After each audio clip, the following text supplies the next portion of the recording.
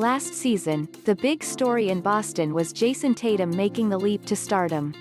He emerged as a versatile scorer who can single-handedly carry an offense, and made his first All-Star game and first All-NBA appearance.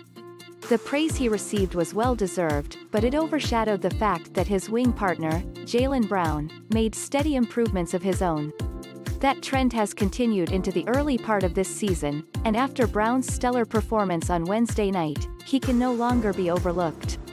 Brown finished with a career-high 42 points, 5 rebounds and 4 assists in the Celtics' dominant 126-107 win over the Grizzlies.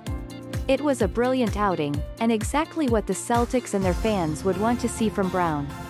Not just because of the big numbers, but because it showcased his continued growth in a number of areas. Three-point shooting was one of Brown's biggest weaknesses coming into the league, but he's quietly turned it into a strength.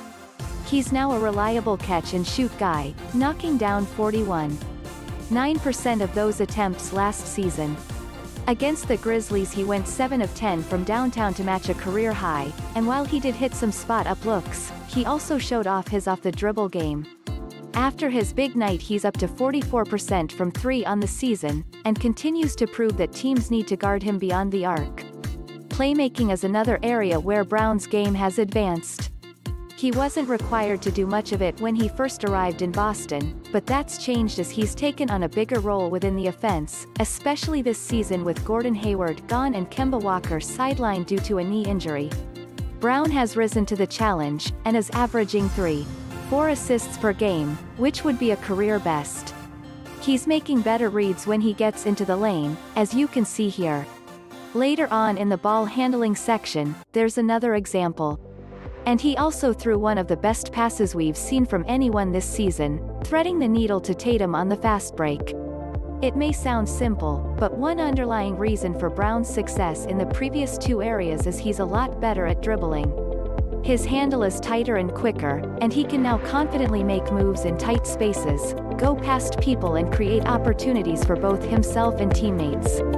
Just look how comfortable he is here, putting a few moves together in combination before rising up for the jumper, which he drains over a tough defender in Dillon Brooks. Later in the game, he broke out all sorts of moves to shake the defense and create an open look for Aaron Nesmith.